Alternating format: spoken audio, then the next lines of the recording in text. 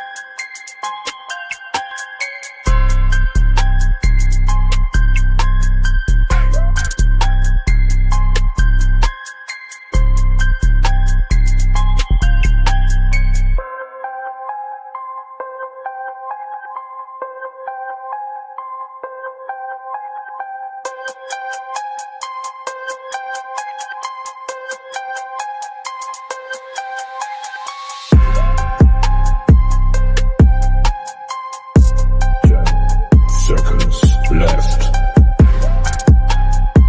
5, 4, 3, 2, 1.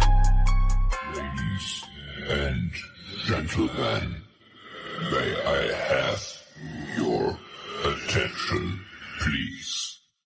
The show starts right here, right now. This is a message to all the haters out there. If you don't like what I do, but you watch everything I'm doing, you're still a fan.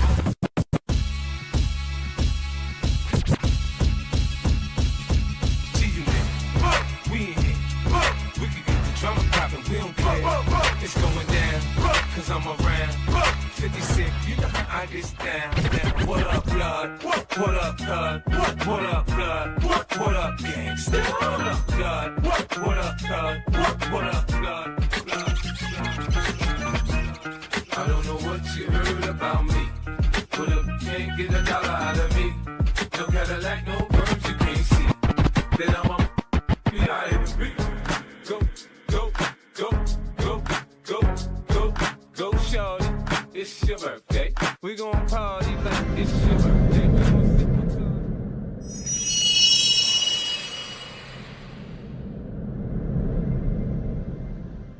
What's going on, everybody? This is your main man, Ox Smooth Baron, and you're tuned in to Hog HQ.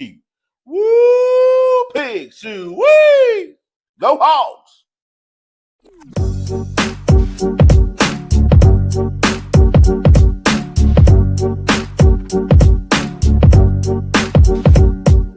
Stop! It's the motherfucking remix!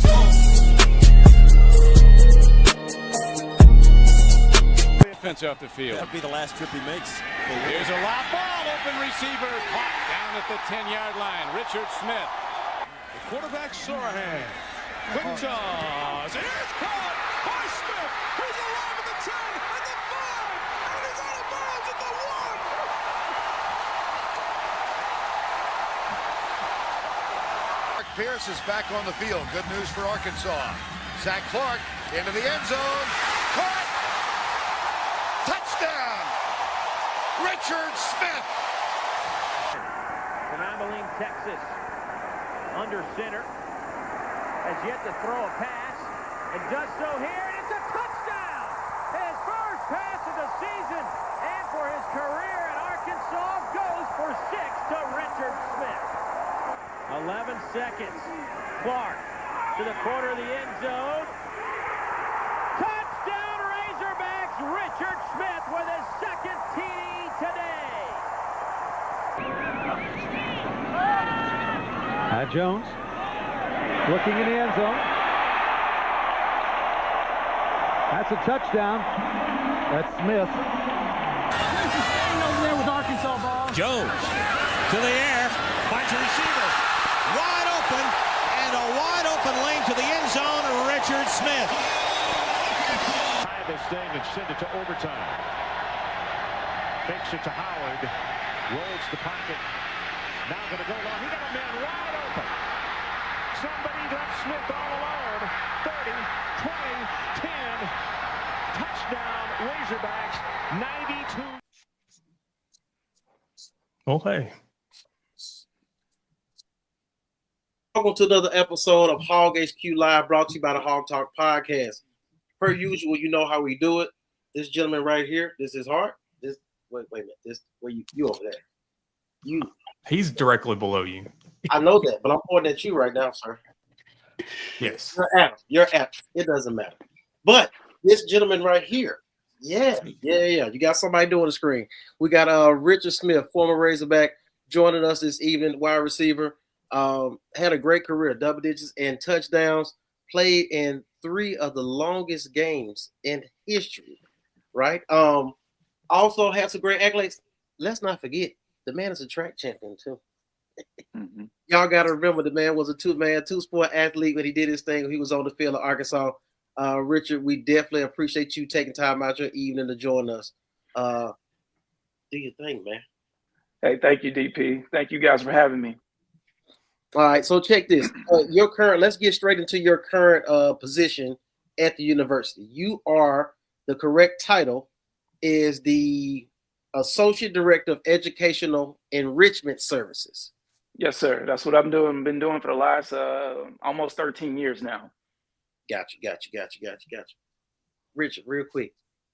We excited that you on. I'm excited that you on. But I forgot something, Richard.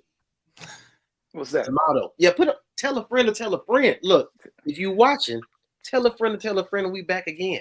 And share this with somebody. Let them know that we on once again, and we got Richard Smith on tonight. So we're definitely going to tap into the skill position this particular week.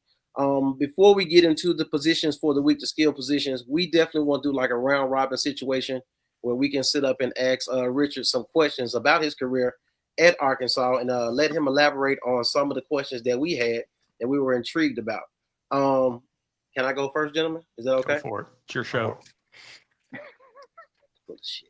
All right. So with that being said, Rich, I definitely want to know, you did your thing. You're from Shreveport, Louisiana. You did your thing in high school.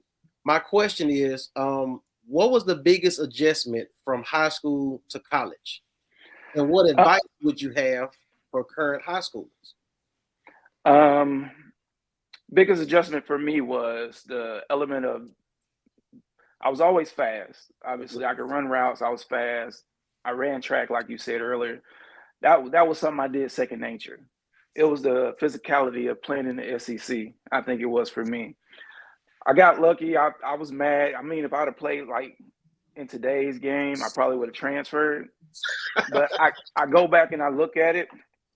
That season of 1999, obviously, we had the big rematch against Tennessee. I was redshirting that year. Mm-hmm. If I didn't go through that year where I played against every day in practice, David Barrett, Kenoit Kennedy, All-American safety, I had to go across the middle against every day in practice as a scout team player, I wouldn't have been the player that I was. So that year helped build me up to who I was as a player. I had to learn how to be more, get stronger, obviously in the weight room, but be more physical at practice and in games. Gotcha. Yeah. You David Barrett, I remember talking to Coach Nutt, and I was looking like, so what position? I said, where are the linebackers? And I seen Quentin Cape, and I said, no, I don't. I play linebacker in high school. I don't need to be playing.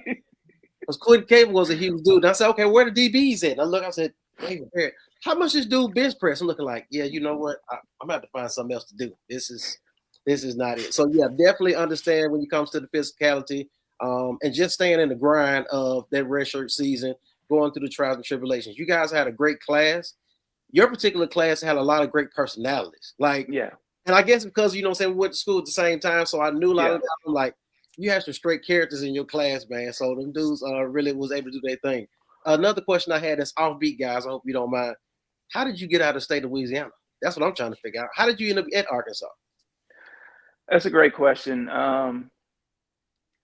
I think I got down to my final four schools: Miami, Florida, LSU, Arkansas. I had a bunch of other schools like Georgia, Southern Miss, Kansas State, Oklahoma State, other SEC schools too. But I think the reason for me is obviously when our senior year out of high school at LSU, the head coach Jerry DiNardo told me that I couldn't run track. And every other school told me that I had an opportunity to go out and run track. Gotcha. This was the only school that told me I couldn't run track at all, or I wasn't going to have an opportunity. Wow. And that's all I wanted was an opportunity to go out and see if I can compete at the highest level in both sports. And so it's kind of crazy. My redshirt freshman year, Jerry DiNardo gets fired. The next year, my redshirt freshman year at Arkansas that I played, Nick Saban gets hired.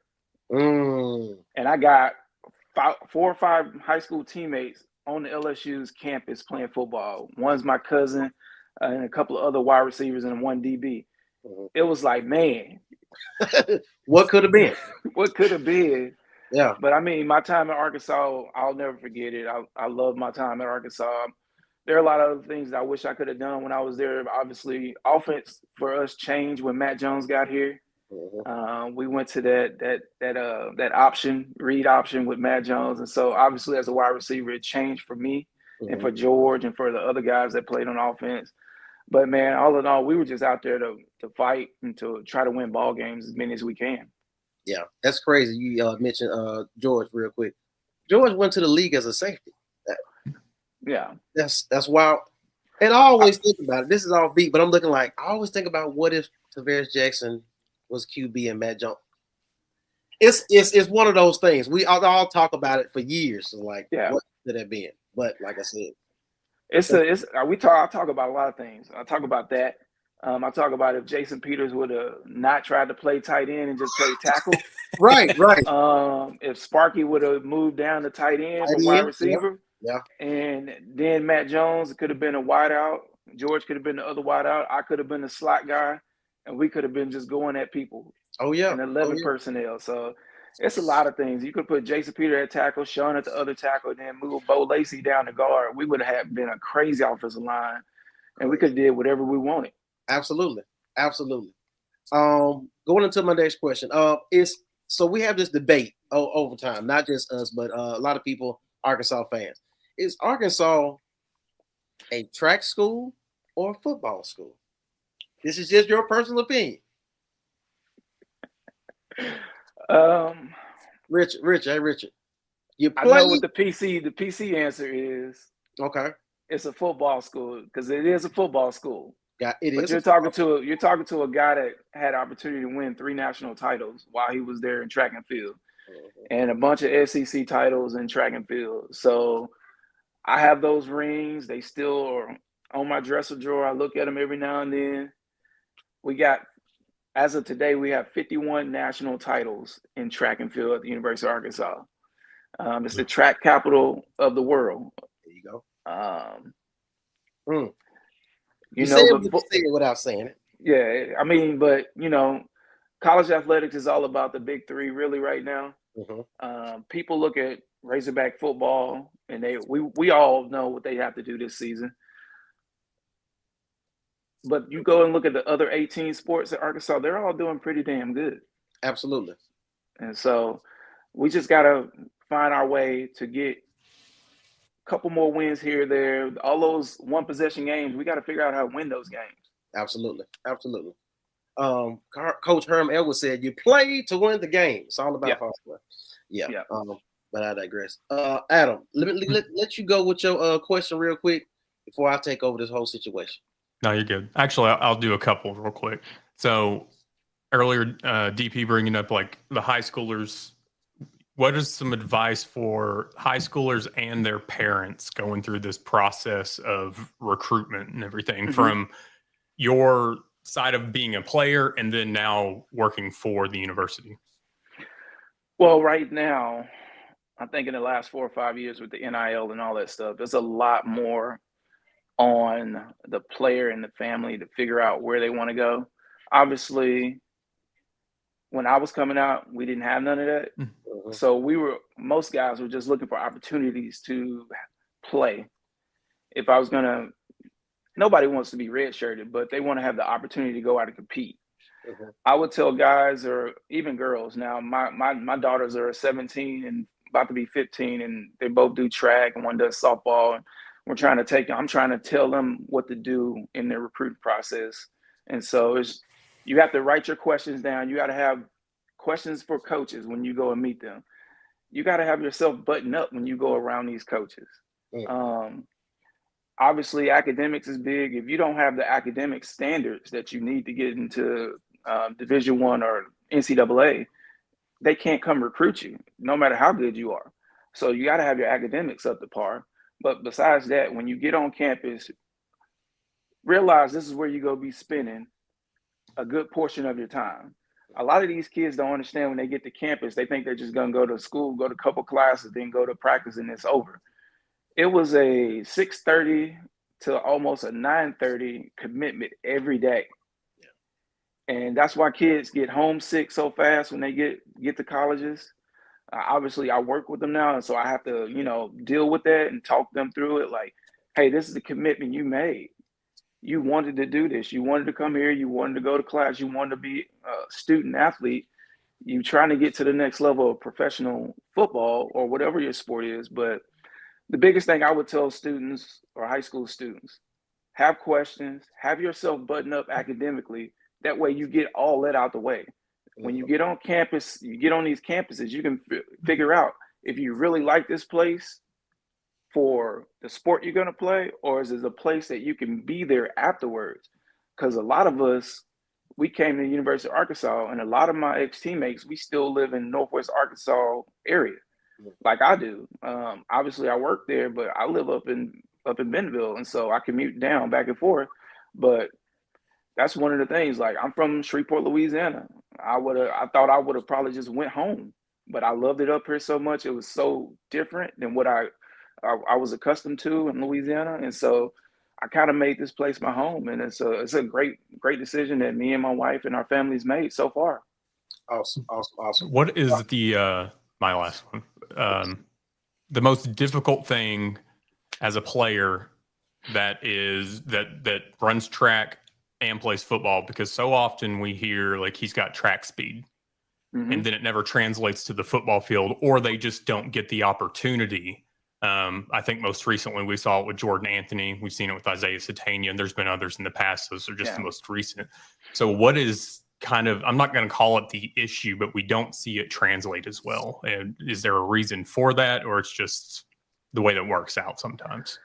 I think it's just the way it works. Obviously, when I was on campus, I wasn't in a spread offense like they have now with Bobby Petrino's offense. I feel like it should translate a lot better with this type of offense, because you don't necessarily need a 6'3", 6'4", 6'5" wide receiver. You can have a smaller stature guy like I was, a 5'11" guy, or even shorter like a Jordan Anthony 5'9" guy going across the middle and using his speed to get open. I think that's one of the things. Like, you have to have a good O-line, a good quarterback as a passing quarterback to be able to get you the ball as a receiver. That's something that, I have to go back and think about my career. It's like, you have to have a good passer but also a great offensive line. So if he doesn't have any time, you can't get the ball. Right. I really wish it would translate more. It seemed like it translated back when we were in school, DP, because you had myself, Eddie Jackson, Ahmad Carroll. You had other guys like Fred Talley that would come out and train with us on the track team. And I just don't understand why it doesn't translate it now like it used to. See, you saw my track earlier real quick. See, I got to call Sean Lightfoot and tell him. Because me and Sean had these conversations. I keep telling him about the track school, bro. It's a track school, bro. I'm like, it is a track school. The hardware is there.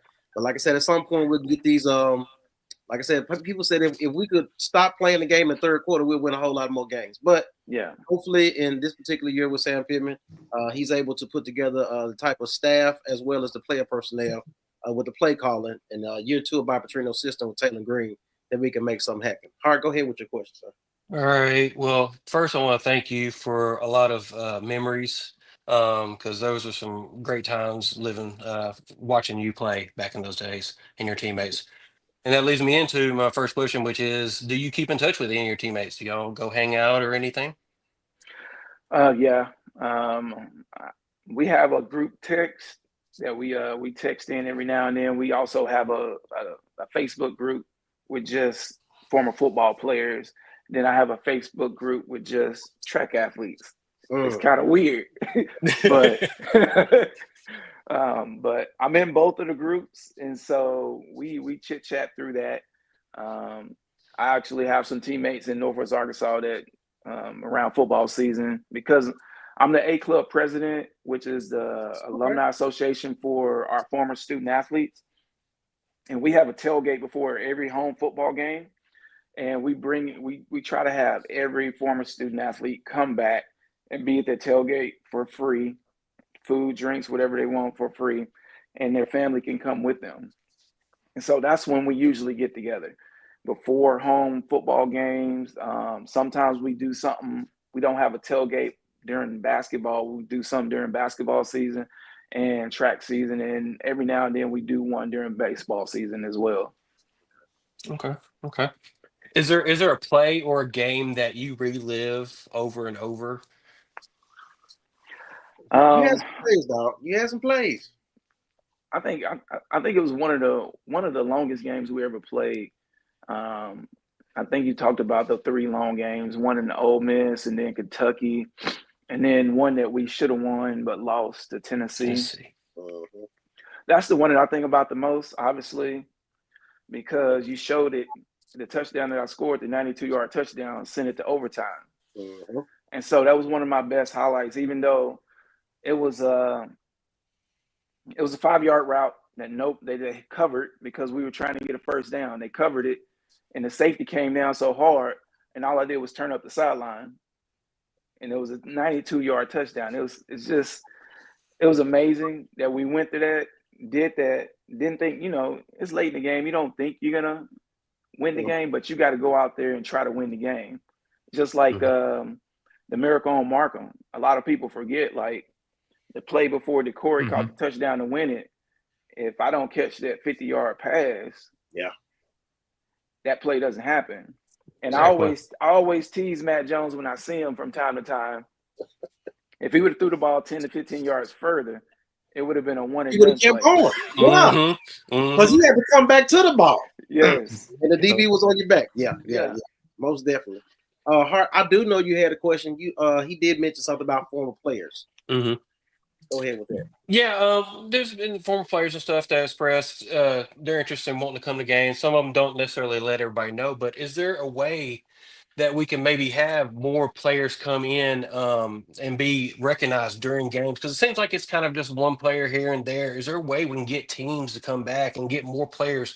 In a way, kind of when you see and you think of Miami and how they have old players on the sidelines coaching up and everything, is there a way we could bring that type of atmosphere back to the football program? It's funny you say that, because when I was on the team, I think the rules were different, and so former players were allowed to be on the sideline. I think with the way the SEC rules are, that you can't have former players on the sideline during the game unless they have a special admin to the sideline, which you won't get more than like 10 of those. So it's going to be hard for us to get those, because those are special circumstances that you see the university give to like somebody like a Jerry Jones or somebody like that to stand on the sideline. Okay. And if they're the honorary captain, obviously they're going to give that person that. But I think with the way the SEC rules are, that you can't have that many bodies on the sideline. Gotcha. I just want to say, in regards to that, I would love to, and I recognize now we're older, we're seasoned, we're mature, but a lot of these young guys that's going through the recruiting cycle now, they have no idea who Darren McFadden is until they go to the highlight film, right? Yeah. And it's so many players that made an impact. I remember before it was even transfer portal for real, like I remember when Boo Williams came to the team. Yeah. And I was looking like, this dude is huge. right? Like Yeah. he was a different type of player. Mike Jenkins came in. Like Yeah. it was a couple players I'm looking like, man, like this was so interesting. So I do know I looked at one of your previous interviews, try to do some intel, but I was interested. If you can articulate this, it would be great. How would you structure the transfer portal / NIL to benefit athletes after college? Oh yeah. Obviously, you know what my job is. So Right. I go back to this is me personally before we got into this the last 5 years. I believe every student athlete should have that opportunity to transfer. If they go to a school, a coach lied to them, a program lied to them and got them there, and then all of a sudden they didn't live up to what they said they were going to do. Like the kid knew immediately he didn't have an opportunity to go out and get on the field. That's what I'm talking about, like lying to them. Yes, they should have the opportunity to transfer. Another opportunity to transfer would be for me personally if the student athlete graduated. So I think there should be 2 transfers, not what we've seen in the last 5 years, where it's every year you can do whatever you want. And I think the only other one that I would think would be a good one would, if a coach gets fired, you should have an opportunity to either stay or see if you can go play somewhere else, because a lot of people don't understand this, or fans don't understand this. When new coaches come in, they want to bring in their own people. Right. This goes back to, I don't even know if I say this goes back to a press conference I went to in 2018 where this coach said, I can't wait to get my people in here and we're going to put the hammer down and do this. Left lane, hammer down. Already knew. Immediately at the press conference, I hate saying this, immediately at the press conference, I turned to one of my coworkers and was like, as a former player, if I'm on this team and the head coach just said he can't wait to get his players in and we're going to do big things once he gets his players in, I was like, they're done. Yeah. They're done. And, you know, I don't want to put it on him, but that's what I got from the press conference. He didn't even get he was barely on campus. Right. And I'm there looking at the press conference. I'm like, man, you can't. I understand you got to get players in, but you can't like throw away these 85 guys that we have here now. Yeah. Currently already put in the blood, sweat, and tears in the uniform. Yeah. All right, guys, sit up. Everybody sit up. Everybody. I remember that. Look, it's crazy work. During your time at Arkansas, you went to some bowl games. Yeah. What was that? Orange Bowl? No, what was it? Citrus Bowl. Citrus Bowl? That may have been 98. No, that was my freshman year. That was before my freshman year. That was 98. That was Citrus 98. Bowl was. Versus Tom Brady when he wasn't good. Yeah. But any behind the scenes or good stories you can tell us about the bowl experience? We had Harold Harris on here last year. He spoke to us, and I said, I remember the UNLV Las Vegas Bowl.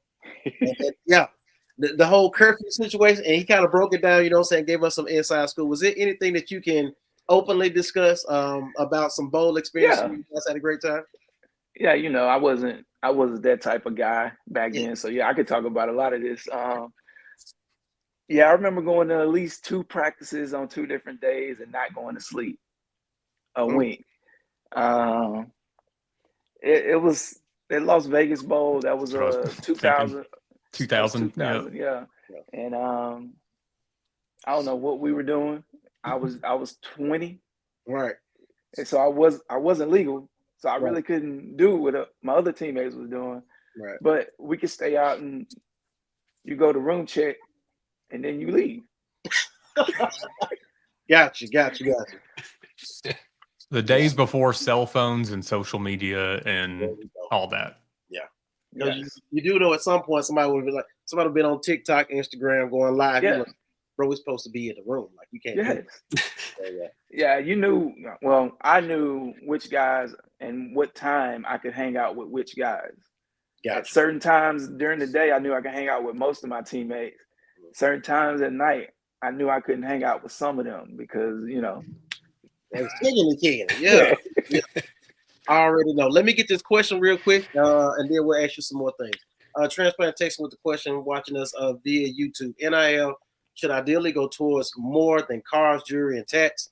It could be the nest egg for a home or a business. How many will get to the league and have success? NIL, it's not petty cash. It's a great statement. That's a great statement. Yeah. Yeah, I So think I'll go back and say something about that. I didn't mention, like, when I was thinking about the NIL before we got it all started, I thought it should have went into like a little trust for the student athletes to have once they leave the university. right. Obviously, that's not what it would happen.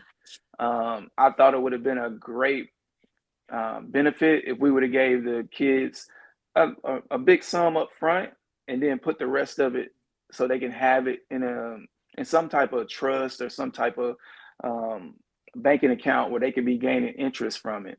That way, once they graduated or they fulfilled their eligibility with the university, they could get it. And that way, even for a lot of guys won't even go to the league. Like my pro career was 3.5 years, and then I was done. Like, they kicked me out so fast, it was nothing.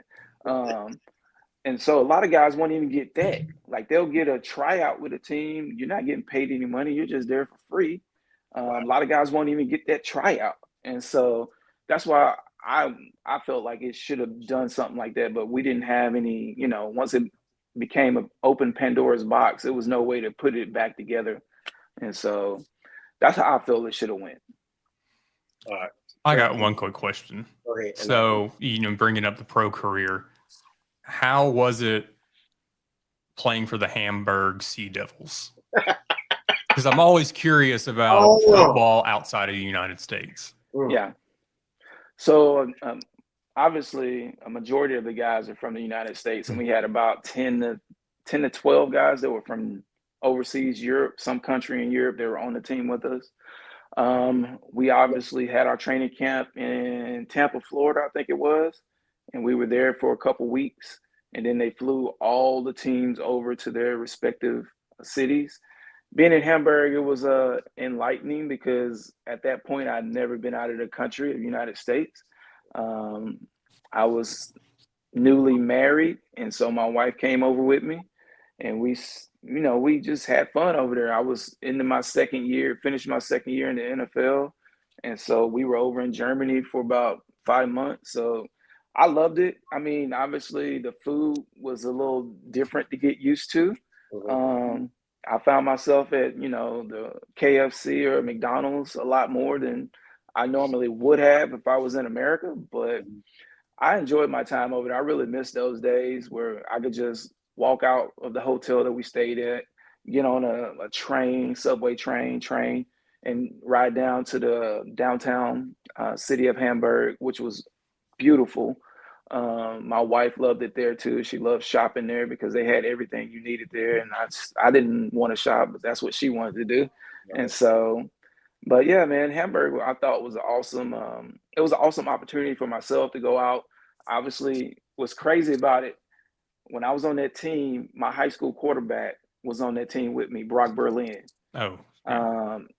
Which a lot of people don't know. Wow. Me and him were in high school together. He was the #1 rated quarterback coming out in 2000, the year after I left. So we were a year apart.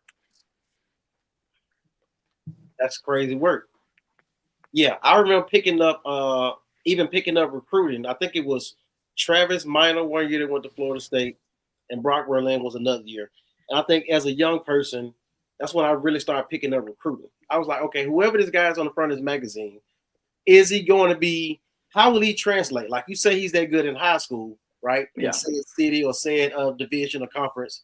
But how will he translate to college, and will he make it to the NFL? So I think that was my time when I actually started remembering following recruitment. I follow recruitment. Evangel, man, what you know about that? What you know about that, Rollin? Rollin down in Maryland. So that's Harris boy right there, Rollin. Yeah, he down in Dallas, but yeah, everybody know y'all was fine. Y'all had the great offense with the route running. I do want to ask this question. Transplant Text had a question. What is Richard's thoughts on Arkansas high school athletes early access to NIL if they are committed to an in-state school? Great question. I don't have any problem with it. I think that's something that they should do. Obviously, the state above us, they did that, and that's how they're keeping a lot of their good talent in the state of Missouri, where those kids are getting NIL the back end of their senior year after the football season.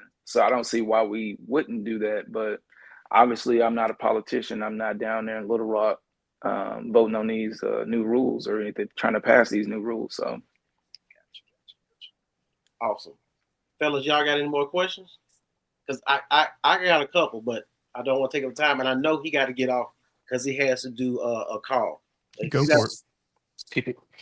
All right. So I'll do an next year. So I know you got to get off soon because you have a call coming up. So among the position that you currently are in at the university, you also are been doing for a minute now with refereeing, officiating. Can you let us know how that became a part of your life and how you enjoy the process of going through that? Yeah, so it's real easy. When I got done playing in the NFL, I started with Kansas City. I played 2 years there. I went out to Seattle. Then I went to the Washington Redskins at the time, the Commanders now. And they're the ones that sent me to NFL Europe with Hamburg. When I came back and I was done with that, I had a house in Kansas City. I was young, married. Me and my wife stayed there for about 8 years. I was coaching. I was teaching. And I really, really loved that. And my wife found a job with Walmart. And that's kind of what brought us back to Northwest Arkansas. How I got into refereeing was because when I moved back to Arkansas, at that time, it was in January. So obviously school's still going on. Nobody had a position for me to be a teacher or coach. So I had to go out and find some other way. And that's when I found a job at the university. And me doing what I love, obviously I love my job. I'm around my alma mater. I'm around college athletes. I'm able to mentor college athletes. That's one of the biggest reasons why I'm still there. But I was missing something. I was missing that coaching aspect. I was missing that teaching aspect. And I got into officiating from Sparky Hamilton, who was telling me like, hey man, it's a way to go out here, still be a part of the game, but also you can get paid a little bit of money, which, I mean, we do get paid a little bit of money, but it's not all about that for me. It's just being around the kids, it's almost like being in the game again, right? But I'm not getting hit. Right. I don't have to run all these wind sprints like I used to. Right. And so I can still be a part of the game. This is going on my 10th year of officiating football, and I officiate basketball too, which is a sport that I've grown to love immensely, basketball as an official. I'm going to, I think, 3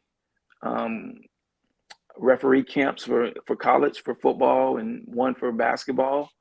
And I'm looking to move forward in both of those aspects as an official, and hopefully one day get to D1 in either sport. Would love to do it in basketball and football.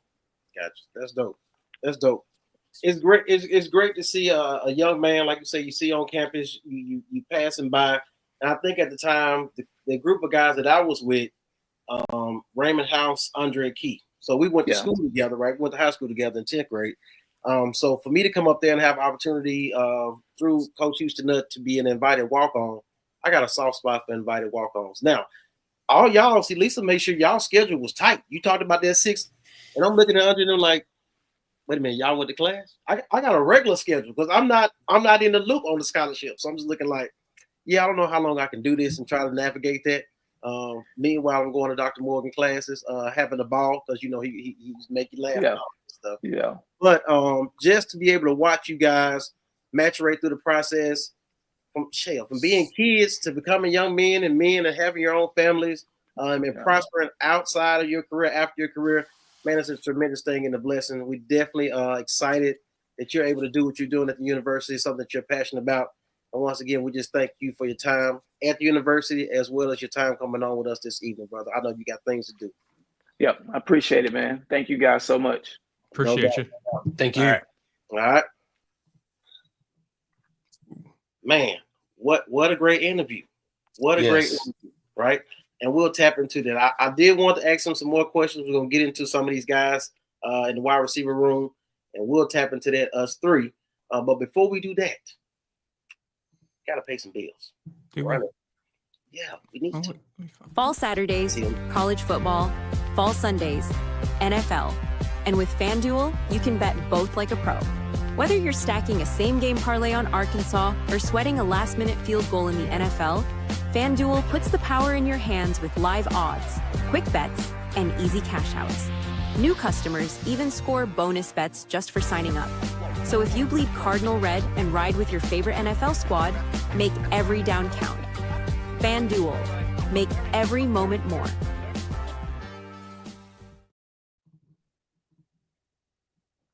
Rehash that conversation real quick. I think Richard gave us some great intel. See, Miss Fields? And guess what? You can replay it. Yeah. Matter of fact, when you watch the replay, just hit replay when you want to watch the interview, so we know that you watched it. But yeah, definitely share this because we still got some more information to get into, and we got Hog News this evening. Hog News, so stay tuned for that. But that interview was a great interview. Richard definitely gave us some insight. You just mess with the layout. Yeah, you just ignore me. That's what I'll do. Gave us some great insight, some behind the scenes information about his time as a Razorback. Definitely enjoyed everything that he was able to give to us. Gave us a lot of intel. Some things that we have questions about as fans, and we talk about amongst each other in regards to NIL and recruiting. That was a great question you asked about how the parents, how to prepare the parents for recruiting, and another great question you asked Hart about how that process goes about former players being involved on the sidelines and with the university. So those are some great questions, man. I think we definitely got what we needed out that interview, man. And like I said, it was just dope to just hear his side of the spectrum. A lot of times as fans, we sit in the stands or sit on our couch and we gripe about what these guys are doing or not doing, making the play, et cetera, et cetera. But like I said, it gives you a better understanding of what these guys go through in their everyday life as young men navigating through coming from high school, staying with your parents, and then going and getting on your own as a young adult in college. So that was definitely dope, man. I enjoyed that, man. You guys, 2 cents? I had a great time. I learned quite a bit from him because he shed a lot of information, especially on that. I didn't know there was an SEC rule that prevented that because every time I look, I see Shaq out there, Charles Barkley, and other people all on the sideline. I'm like, why ain't we got people like that? Right. So, yeah, I learned a lot from him. I hope we can have him on again because that was a great interview. Absolutely. I'm going to guess Texas just lets Matthew McConaughey be a lifetime honorary captain because he's at every game. He's running out with the team. I mean, he's doing everything. Yeah. You cut them checks, I guess you can do what you want to do. You know how that goes. All right. We do want to get into the skill positions this week. I know the gentleman to the far right has a graphic that is set up. What's up? Thank you for joining us. Which one you want to roll with first? Hey, have at it, sir. Anybody notice Adam got a new haircut? Yeah, somebody called you weird for noticing. On Hog Talk? Yeah. You don't know the inside conversations we have in the group chat. You know what I'm saying? So it is what it is. But let's go ahead and dive into it. Let's talk quarterbacks real quick. Taylor Green, of course, transferring from Boise State in year 2 of Bob Petrino's system, 6'6", 235, redshirt senior. This is it for him. Like I said, being able to speak with him at the SEC Media Day, I said, hey, man, at this point, we don't want to see you run for your life this year. What are you looking to do? He said, man, I'm looking to do great things. I'm going to hold him to that, man. I think he has the want to do that. Bob Petrino, and he also in an interview that he spoke with somebody, he said he don't think Bob Petrino was hard enough on him. So I'm intrigued to see what he looks like in regards to how his skill set translates on the field this year. Of course, we got to improve offensive line, some different players return to the receiver position. And I'm going to get to that at some point when we get to receivers. So I'll break that down. KJ Jackson, the lefty, 6'4", 225, redshirt freshman. Excited. We was excited about Malachi Singleton being the backup and having him an opportunity to play, especially early in the Arkansas Pine Bluff game. And just what he can bring to the table. A lot of times the second string guy can be the most popular guy when things aren't going right for the starter. KJ being a lefty. And we can't forget that we just had a KJ here who set some records, Jefferson. So I'm excited about KJ Jackson. I think the biggest thing about KJ Jackson that I'm intrigued about is can we keep him? Can we keep him healthy? Can we keep him and roll into a starter for the following year with the same coordinator and same head coach? That's what I'm interested to find out. Trevor Jackson is a transfer from Florida State. Florida State. Looked at some of his film. I understand why he left Florida State. They had some issues going on over there. I'm intrigued to see how he maturates through the process, how his skill set translates in Bob Petrino's system. Brayson McHenry, 6'2", 206, redshirt junior. He transferred from where? Did he play? No, the baseball player transferred. I forgot where he transferred from. I don't know off the top of my head. Yeah, but I think he was the last guy that was added on so they can have enough depth. Baylor. There you go. Thank you, sir. Why ask Siri when you can ask Adam? That's what he said. Exactly. Of course, Grayson Wilson. Grayson Wilson played at Conway. PA. He didn't transfer to Conway. And luckily for him, because I know that there was some pettiness, if you will, when Madden came here unexpectedly. But he's gone now. Yep. So Grayson could be under Petrino, the next big Wilson at quarterback at the University of Arkansas. I see what you did there. I see what you did there. Got it. Got it. All right. So guys, let me just get you guys your 2 bits of information in regards to what that quarterback room looks like. What we're looking. There you go. Pay to recognize. I need to put that on a shirt. There you go. You gotta pay Transplant Texan because he just make it happen. There you go. So what do you guys think about this quarterback room in regards to this year? Also thinking about, hey, injuries can happen, even though we don't want it to happen to anybody. What are you looking at this quarterback room, and can it roll into maintaining a great quarterback under center at Arkansas for the next couple of years? I think unlike last year, so especially game 1, Alabama A&M, we didn't see it against UAPB. At least we didn't see it early. Mm-hmm. I think Alabama A&M, you let Taylon Green play the first series of the third quarter, and then you pull them just to see how a team adjusts after halftime. And then you let KJ Jackson go. I think that some of the timidness, if you will, not somewhat, timidness isn't the word. Malachi last year when he came in, and maybe it's just him overall, but he kind of seemed antsy at times, anxious. And whether that's just his gameplay or because he didn't get as much playing time, actual game time, I think you've got to do that when you have the opportunity with KJ. So these games that you should win handily, and when I say that, I mean games like, last year against UAB, we didn't show up and you couldn't get the guys off the field. You've got to be able to get the guys off the field to let a guy like KJ Jackson get in and get some game time reps. Because then if we get later in the season and Taylon does need to come out for a series or 2, or God forbid does go down with an injury, you don't want it to be the unknown of what's going to happen when your backup quarterback comes in. Right. I think that also gives him some confidence going into the following season to know where he stands as the next leader of this team, if it's going to be him. Yeah. I think it's one of the things that my guy Chris Craver talked about before. I think this was when Malik Hornsby was here at the time. Talking about how some of these backup guys never or rarely get first team reps with the first team offensive line. Mm-hmm. You understand what I'm saying? It's different when you're playing with the 2s and the 3s. But when you playing with the first team and they have an understanding hey, you may not be the starter, but when it's your time, we already know what you bring to the table. We understand your command of the offense, how you articulate yourself in the huddle, the calls, pre-snap reads, at the line of scrimmage, all things of those natures. I think those things need to happen, and guys need to have an opportunity to get first-team reps at some point. Well, and touching on that, going back to when Petrino was the head coach, one of the stories that has been told time and time again was about Ryan Mallett being late to practice. Mm-hmm. And he gets there, and Tyler Wilson's running with the 1s. And Mallett expected just to walk right in, whatever. And it was, no, you're running with the 2s. Wilson was here. He's running with the 1s. And I think that, and of course, obviously we're not in the practices. We don't know.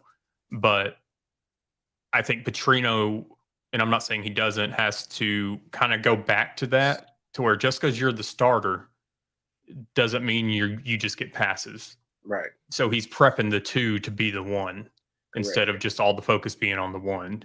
I think that's something that teams need to do, which is why I think that Arkansas had such a good transition from Ryan Mallett to Tyler Wilson.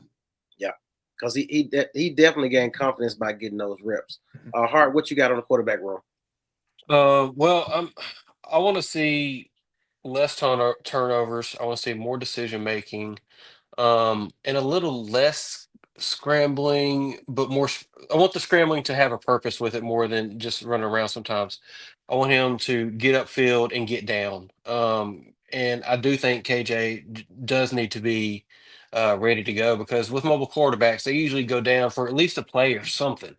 And so, I mean, yeah, they're probably going to hand the ball off in those situations if it's just one play, like they did with Malachi a lot until he threw one little screen pass. Was it last year to Satania against Tennessee, and that's what broke it. And then they handed it off again to Russell. But I think the quarterback room is going to be all right. I like that it's a second year for both of them with Petrino. I think that's a big spot, having a second year backup in the system as well. So possibly we could keep things somewhat on track, but it's all going to boil down to decision making in Petrino's offense. How fast can you read the defense, and how fast can you get the ball out? Awesome. Let me get this comment before we get into the running backs. Transplant texting with the comment via YouTube. If KJ Jackson is the future, Sam told us he's not looking to recruit any more QBs. Then he needs some burn during the non-conference games. Absolutely. He needs to be able to have some stats, be able to get that confidence in game stuff, not just, oh, we blowing somebody out, now you put him in. No, put him in there doing real deal situations where we need him to convert a third down. We need him to be able to make a check at the line, and once he recognizes the defense is coming at him. So we don't know as of right now what that looks like. We don't know how KJ Jackson views how well he recognizes defense to where he can make checks at the line. And I think it'd be dope just to be able to watch him stand, because he stands tall in the pocket as a lefty. So I like his style of play in a short span that we be able to see him. He's up to something. You got to watch him, by the way. No, yeah.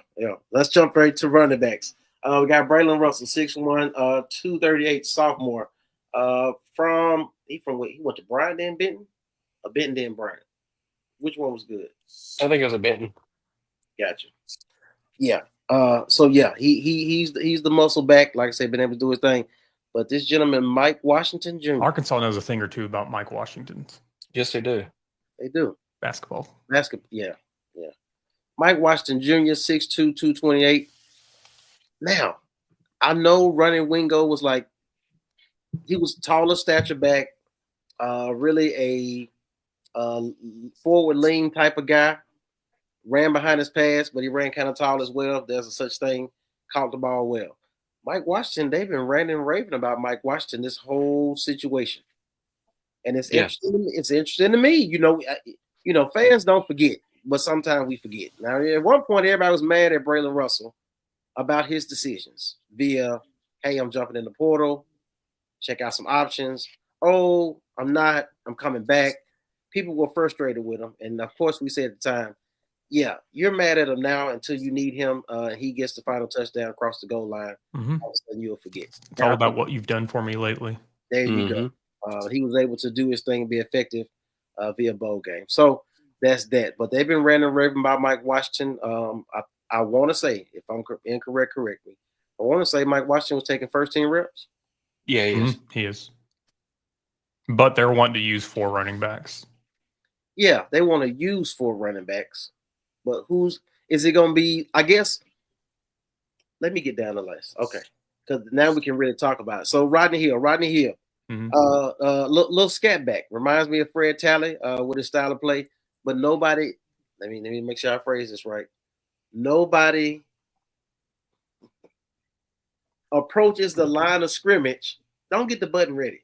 Nobody approaches the line of scrimmage with a sense of urgency than Fred Talley. I've never seen nobody hit the hole like that. But Rodney Hill.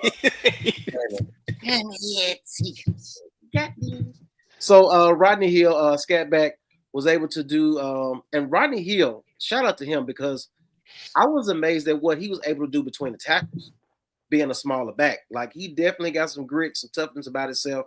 He did his thing in his opportunities last year. We know he had a couple guys who were dinged up, and when it was his time, he did what he needed to do. So shout out to him for what he did.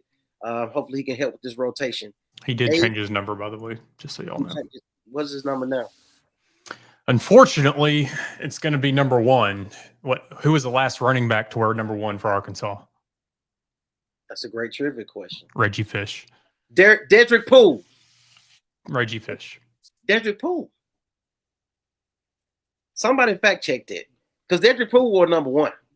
When was he here? That's why I know. Fish was after Poole, though. Reggie Fish was after. Yeah, Reggie Fish. You don't remember, the muffed punt in the SEC championship? And that's why I don't remember Reggie Fish. I remember, but I don't remember. Remember the hide the midget play? I was about to. Yeah, I said it. Yeah.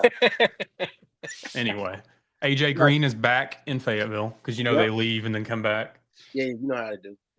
So he was here from Tulsa, went to Tulsa, committed to Tulsa, ended up signing with Oklahoma State, left Oklahoma State, came back to Arkansas. As a DB. We DB. knew that was BS. Yeah, we hadn't heard about that since. So, yeah, he's definitely in the running back room. He's Green. back to number 20. There you go. Now, this is the thing. You talk about Rodney Hill changed his number. I can't remember what his last number was. 20. So 20 to 1. Oh, so he switched with AJ. He went to 1. AJ Green took 20. Gotcha. So looking at that, we know what AJ Green can bring to the room. We know he's a guy that can run between the tackles. He's not a power back at all. Even he's sitting at 216. I know he had an injury while he was at Oklahoma State because he never played at Oklahoma State. Right. It was just like, yeah, he's committed. At the same time, we looked at the season and schedule and said we'll have a chance to play him when we play Oklahoma State. Then he broke his leg or something, lower leg injury last July, and so he sat out for the season. Right. I'm interested to see what type of chip he has on his shoulder coming into this year. He got to hear the trash talk. I want to know if he can bounce back. And this is his last go around. This is the last year for COVID, guys. Mm-hmm. Yeah. So he's got to be able to maximize his opportunities if he want a chance at the next level. We know that he has great speed, but we want to know exactly how can he be effective when he gets his opportunity to do what he's doing, how he's doing. I haven't heard a whole lot about AJ Green. There's been a little bit, but all the talk has been about Mike Washington, Braylon Russell, and a little bit of Rodney Hill. I don't think we'll see this next player. No, not Batten, but I'm ready to see Cam Settles just because all the high school talk that surrounded him. I don't necessarily foresee us seeing much of him this year, but like we're talking about against Alabama A&M, like this is a game I expect to see everybody. Yeah. Yeah. My heart. Sorry. Markeelan Batten. 5'10", 178 freshman. Freshman 15. Weight room. Stay in the books. It's going to be your best bet, sir. Now, unless I'm unfamiliar with his skill set, and he's a guy who has his mental together and has some great speed and can return some kicks for us. I've never been a proponent of. I know you're looking it up right now, but I've never been a proponent of first team guys being in return game. Nah. I never liked the Rocket Sanders being a returner. I just never liked that. Felix Jones. Who? Felix Jones. That's different. That's dudes are special when we seen them. Well, I mean, Batten's wearing number 25, so can we retire number 5 and stop talking about 5? Since you talking about numbers that they wear. He was a 4-star according to ESPN, 3-star on 24/7 Rivals and on 3. Number 44 overall prospect in the state of Texas. What school did he go to? Atlanta High School in Atlanta, Texas. Oh, so he one of them guys that's right across the border type guys. Mm-hmm. Yeah, rushed for 2,200 yards and 32 touchdowns during his high school career and added 817 yards and 11 receiving touchdowns. Versatile back. Also starred on defense, tallying 101 total tackles, 2 interceptions, 9 pass breakups, 4 tackles for loss, and 2 sacks. So he's going to end up in the secondary at some point. He's a dog. I'm talking about he gonna let him drop. I like that. Versatile guy, play both sides of the ball, and racked up stats on both sides. That's nice. Hopefully we can maintain somebody like that to keep him on the roster because I'm looking at the turnover. I'm always looking at the next year. Who leaves, if everybody stays via playing time, what the room look like next year. So yeah, maybe that guy can do something. I need to take a look on him. Go back. Please. Go to tight ends. Please. You just told me to go back. I just want to make sure I ain't missing. What do you want? He just seen if you'll do it. Already been eliminated. Really? I just had the biggest question on this one, and I looked up the guy's past, but a 5'9" tight end. Yeah, that's not a typo. Okay. Huh? Maybe 5'9". Maybe it's a H-back situation. I think he came in as a fullback, played fullback, linebacker in high school, but now he's on the tight end list. 5'9". So you have tight ends at 5'9" and 6'7". You could play hide the midget with him in the tight ends. Hey man, we're gonna get canceled. All right, Jeremiah Beck Jr., 6'4", 237. Garrison, 6'7", 263, a freshman. Hudson Hendricks. Why you put your boy comment on that? I seen it. Mr. Green. I seen it. You can't help yourself, can you? The real mean Joe Green. Yeah, I said it. Okay, gotcha. Y'all just tag team. Y'all tag team federation of haters. That's who the hell y'all are. Damn Ravens fans. Rohan Jones, 6'3", 242. They've been speaking a lot about that young man right there. Athletic and a deep threat. Yeah. What? They're saying he's a deep threat. Okay. Maddox Lassiter. Any chance you know who is this guy? I mean, who is this guy? That's my cousin. Yeah. Well, shout out to Maddox though, real talk, because Maddox got his opportunity when everybody hit the portal. And it was bowl time, and it was like we don't basically have anybody to play. Maddox got his time to really do his thing and should have reminded me. I would have queued up that play from what game was it? He had the block when he was fullback. Yep. Was it the Liberty Bowl? No. Let him find out. It's his cousin. He don't even know the damn. Yeah, I think that. I don't know. He knows what we play broke it down in the show, but but it's a guy that has done whatever was asked to do, whether it's fullback, whether it's tight end. He paid his dues. He got a scholarship. Dope. So we'll see what else he can do. Andreas Paskey. Posky, I think it's Posky. I don't think to say it. The Ty Washington replacement. Yes. Washington said Notre Dame that's talking trash about the offense at Arkansas. Mm-hmm. Was it Tennessee? Possibly. Jay, shout out. Thank you for jumping in. I seen you jump in earlier when Richard was on. Jaden Platt. That's the kid from Texas A&M. Yes. Now I seen him dog walk our ass, but I just want to know, can he do that to other teams, especially when we play Texas A&M? He's been getting involved in the passing game the last week or so. They're saying so he's starting to put it together. Gotcha. I know we're running long. We had a great interview earlier, but I do want to ask you this question about Titans before we move on. A lot of these guys are not household names as of yet, right? Who do we know to be an inline blocker guy, and who is supposed to be the better option at a receiving tight end?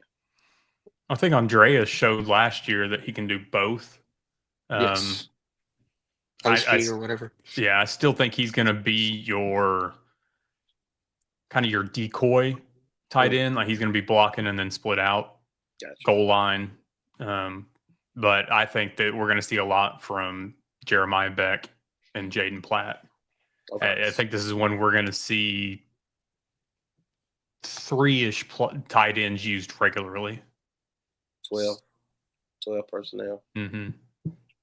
It's not going to look like a recent tight end room for Arkansas. Gotcha. About to say something before we move on?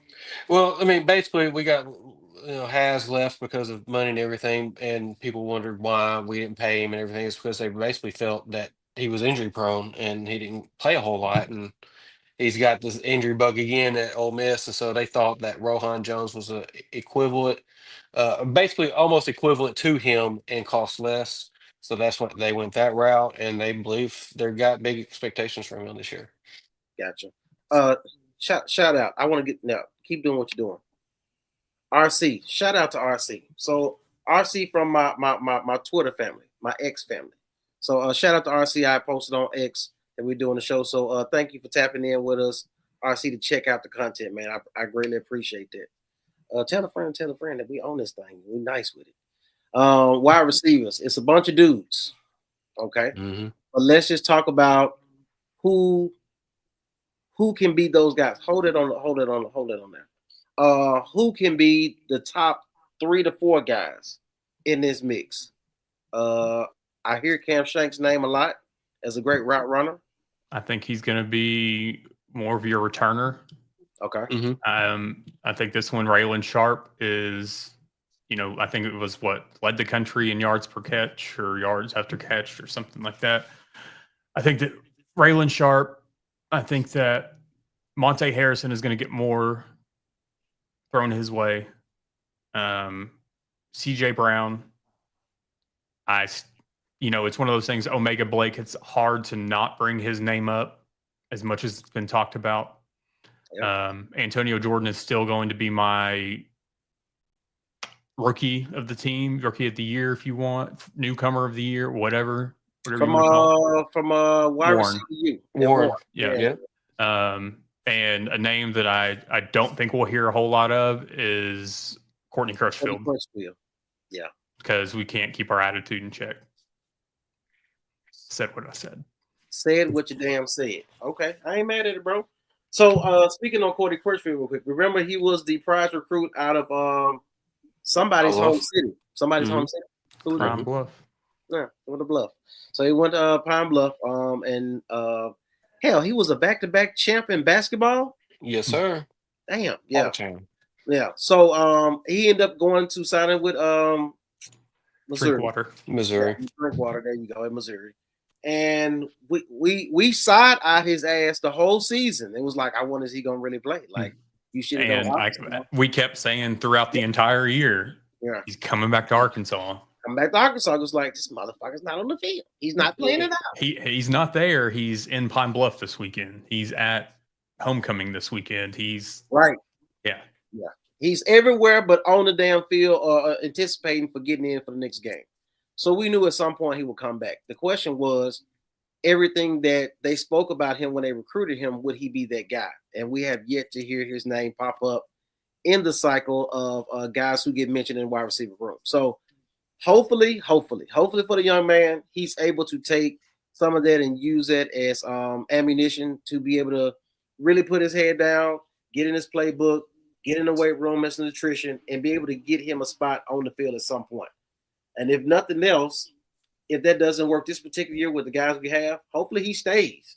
Hopefully he finds some stability being back in the state and finds himself an opportunity to be the number one guy the following year if it doesn't work out this year. He may be moving up. I spoke with my guy today, and we were talking wide receiver depth chart, and he moved him up to number 2 for the second string for Crutchfield. So I don't know.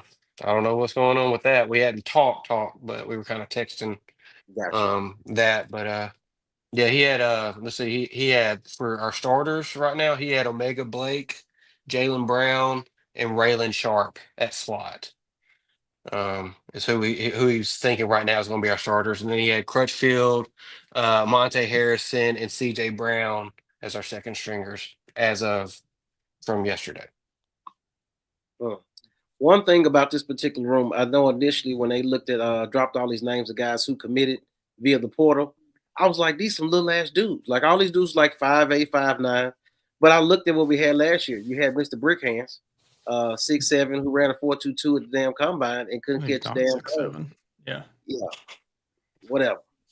But it was what it was. So hopefully at this point, and I think about when Petrino was at Southwest Missouri. That's where he was at, and he came and played Just us. Missouri State. Yeah, Whatever. Missouri State. Whatever school it is. So anyway, he had a bunch of dudes that we was like, who the hell is this quarterback?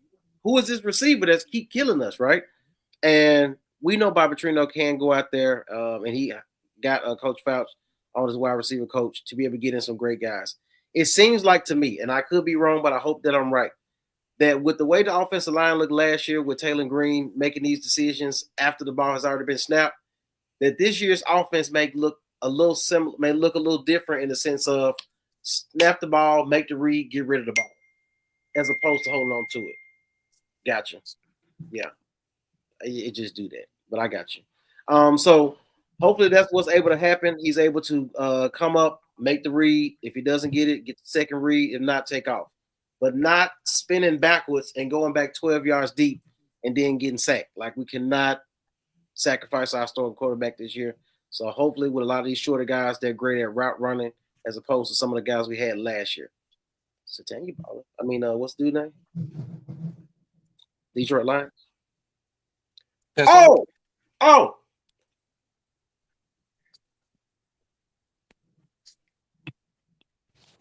What? So for the people watching, if you don't know, I gotta explain if you don't know. So this is my team, NFL, right? And the dude at the bottom of the screen, he likes the Baltimore dudes, right? And that's his little team, right? And he has a little sidekick in the comments, Mr. Green, and yeah, Mr. Green just won't stop. He's real. Oh, and now they sending stuff to each other. We're gonna wait till the season happens because no matter what our record look like, and no matter what Aaron Rodgers does, we're trying to sweep y'all. So it is what it is. Meanwhile, back at the ranch. Before we continue and get into some other things, we got to pay some bills. Y'all stay tuned, stay locked. We'll be right back.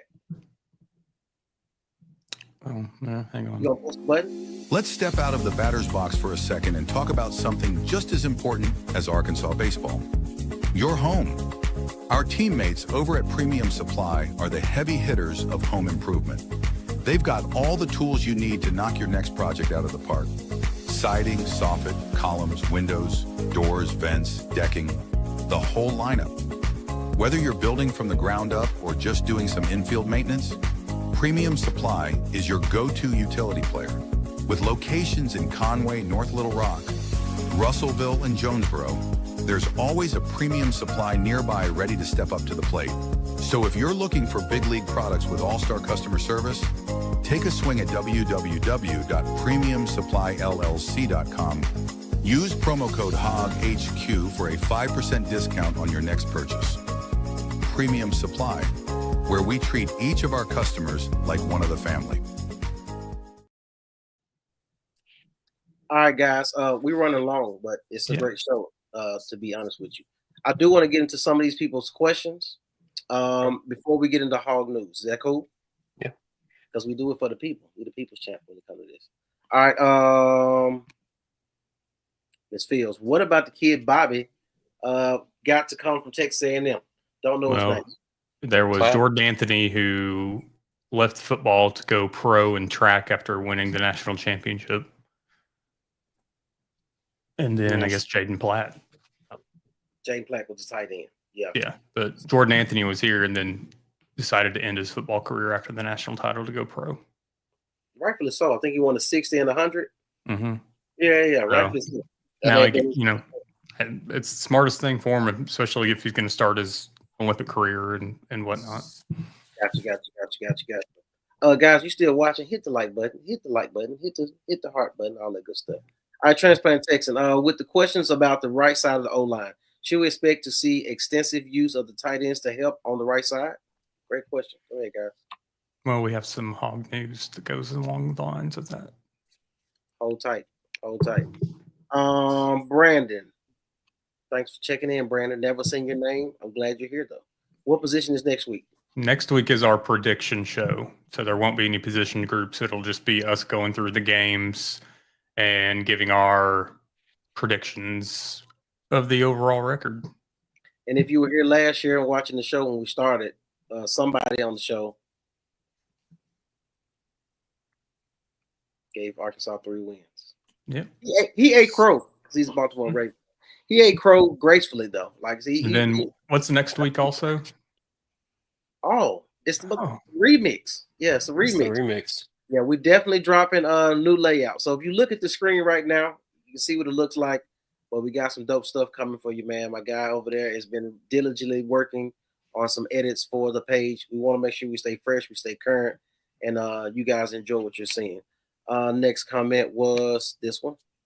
Uncle Harrison with the breakout season in comment. I hope so. I really hope so. Yeah. A lot of people outside the program made jokes about they got 30-year-old wide receiver at Arkansas as if it was a joke. But this guy, watching him in the presser with the wide receivers, he's 30, 29 going on 30. But he did a great job of just being very articulate, already being a professional in baseball. So definitely looking forward to that. Pop that back up. Go ahead.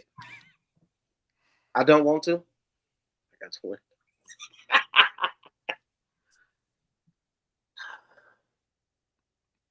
We'll get into the games next week. We'll get into the games. The name ready to see who? Sid Baker. Sid Baker. First time seeing your name. Glad you're watching and joining us. Like I said, make sure to tell a friend, Thank you. No doubt about it. Ready to see Sharp in action. He's going to be a top player for us. Yeah, they've been speaking very high level. So I'm excited to see what these players look like. Skip that. I want to hit RC real quick. Our new field goal kicker sounds like a winner and a good one. Yeah, people. Yeah, so Pittman been speaking very candidly about the kicking game because you know it's 3 facets of the game: offense, defense, and special teams. And like I said, you got the number 1 special teams coach in the country, along with the number 1 tight end coach in the country. So with that being said, I hope we have a winner at the field goal position kicker. The kicker position, because at some point you got to understand these games can get real close, and if we can get 3 points as opposed to get no points, that definitely can help us stay in the game. Speaking on when Petrino came to play against us, he outcoached us just incredibly during the game, and that's why he's here now, I think. Got it. Broden taught us that practice performances don't always translate to the game time receptions. We will not know anything definite until sunlight. Come on in the real game. Gotcha. All right. Other than that,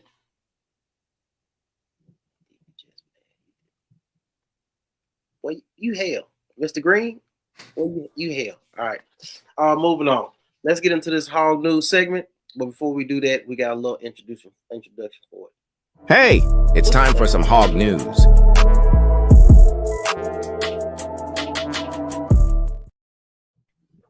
All right. Last week we were talking about the O-line, and we gave you a projection for what we thought would be the starting offensive line, but that's been changed. So here we are.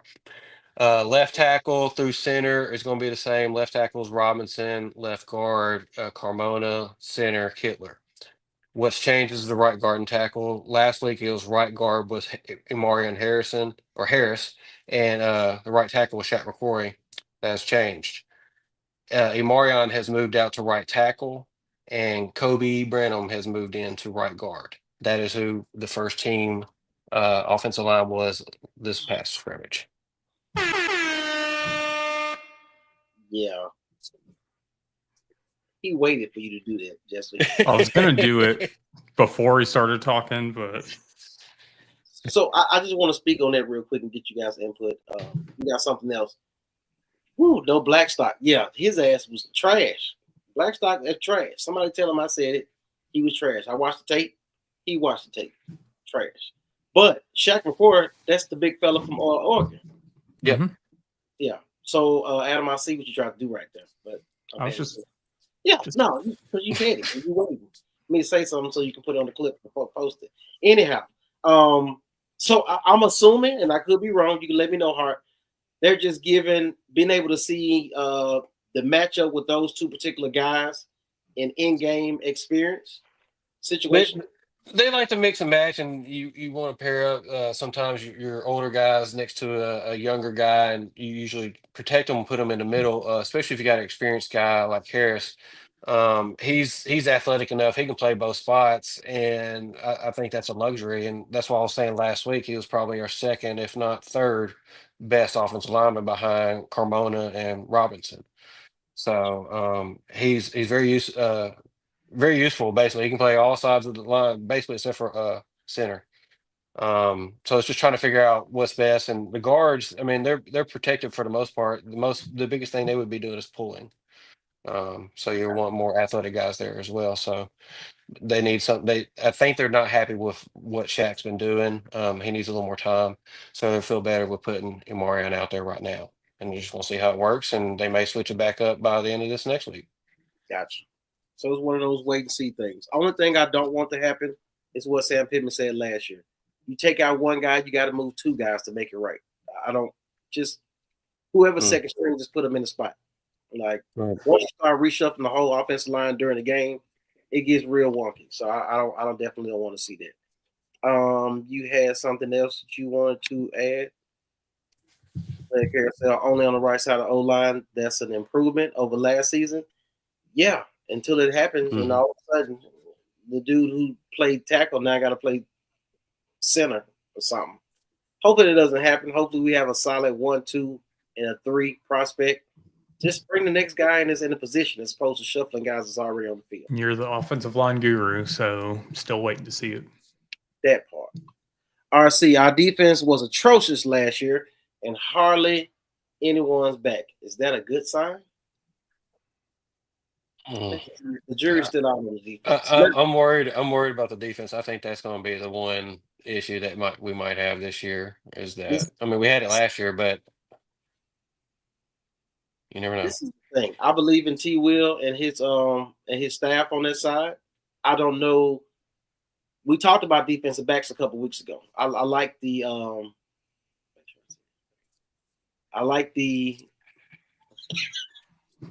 linebackers, the defensive backs. Okay, they have great size and length. What about girth? I don't really get hung up on the running backs' weight, but it is good that you have some that have some girth to them. But there's no doubt you need length and girth in this league. Well said, Coach. Well said.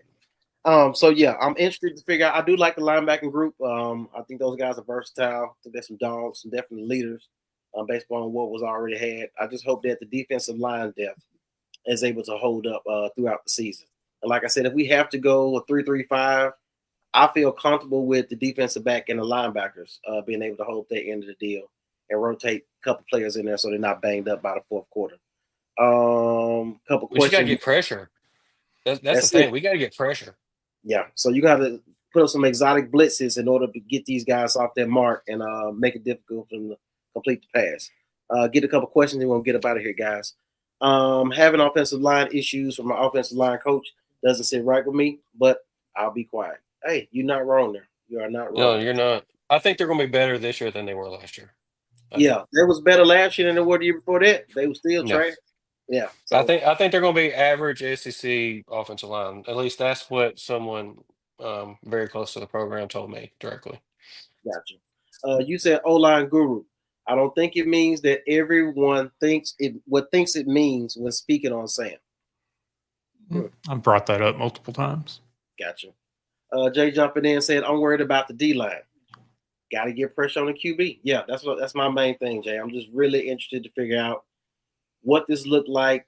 I'm a fan of Cam Ball. I'm a fan of Ian Jafar. I feel like you like saying his name. It's interesting to say. Yeah. But like I say, being able to rotate those guys in the interior, and I know it was a transfer that came in that he spoke highly of as well. But want to see if those young defensive ends can really make some noise, if they can really come into their own. And if not, hey, just hold containment on the outside. We'll send the linebacker at some point on A-gap. Hey, man, don't do that. All right, look, man, it's been an amazing show, man. I definitely appreciate Richard Smith for coming on this evening and sharing some intel with us about his experience as a former Razorback and his current endeavors in regards to officiating, as well as his role with the University of Arkansas. So kudos to him. Thank you for jumping on, sir. If you're still watching, I know you're in your car this evening, but we appreciate you for jumping on and joining us. Y'all remember, man, tell a friend that we those guys. Nobody can do it better than us. in my aspect. So great show, guys. Keep it pushing. Like he said all the time, like, share, select all notifications. And remember to tell a friend. With that being said, we out of here. We'll catch you guys next week in a prediction show.